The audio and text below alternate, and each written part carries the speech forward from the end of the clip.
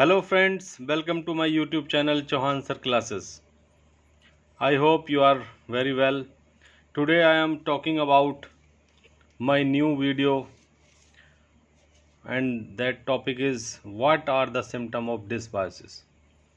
तो मैंने आपको लास्ट वीडियो में बताया था what is the dysbiosis. Dysbiosis is the when your microbiota is disturbed due to the some clinical conditions. These are the some main reason behind the dysbiosis. The first reason is that bad breath, जैसे मुंह से गंदी बदबू आना, nausea जी मिचलाना, constipation पेट का साफ ना होना, डायरिया लूज मोशन हो जाना, उल्टी दस्त जिसे बोलते हैं, ब्लोटिंग पेट का अफरापन जैसे कहते हैं ना कि पेट भरा हुआ लग रहा है, अफर रहा है, फटीग मीन्स आदमी का शरीर टूटा हुआ थका हुआ, एंजाइटी इट मीन्स आपको स्ट्रेस है. तो these are the symptoms behind dysbiosis and dysbiosis is the related to microbiota. Now come to the next slide. How is dysbiosis diagnosed? If you want to diagnose your gut suffering from dysbiosis, so you can do these different kind of testing. Organic acid test. By the use of organic acid test, you can diagnose your dysbiosis.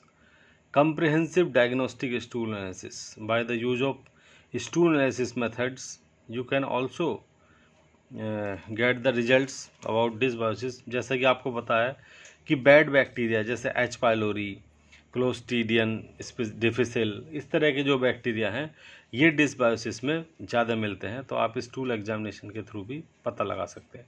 Hydrogen breath test. तो एक ये hydrogen breath test जो है एक non invasive test है, मैं बता दूं, जिसमें डिसबायोसिस का पता इजीली चल सकता है. ये बहुत अच्छा टेस्ट है जिसमें हम पेशेंट को लैक्टुलोज पिलाते हैं और उसको ग्लूकोज भी पिलाते हैं. दो तरह के इसमें मेथड्स हैं.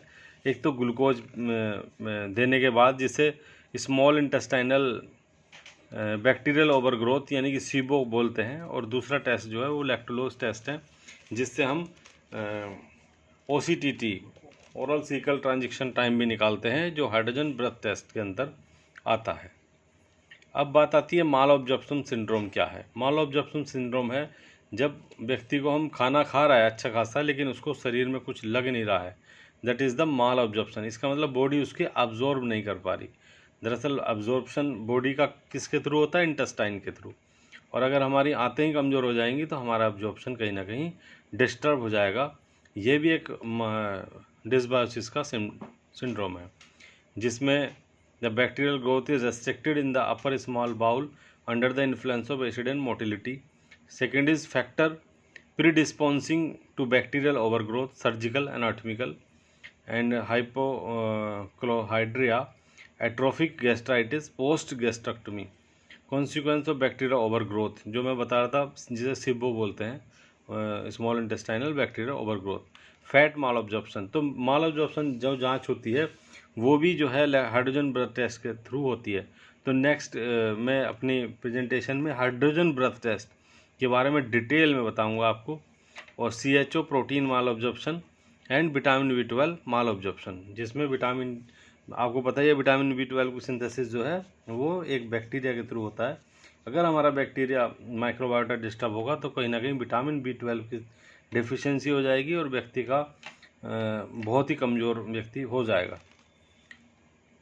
नेक्स्ट स्लाइड में मैं आपको नेक्स्ट सेशन में अपने बताऊंगा इन्फ्लामेटरी बाउल डिजीज़ के बारे में, जिसे IBD.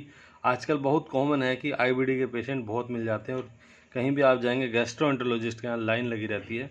तो IBD के बारे में हम नेक्स्ट अपने प्रेजेंटेशन में बताएंगे. तो मेरी वीडियो आज की आपको कैसी लगी कमेंट्स बॉक्स में ज़रूर बताएं, और ज़्यादा से ज़्यादा लोगों को मेरे चैनल को सब्सक्राइब करें, शेयर करें, लाइक का बटन, बेल आइकन ज़रूर दबाएं. जय हिंद, जय भारत.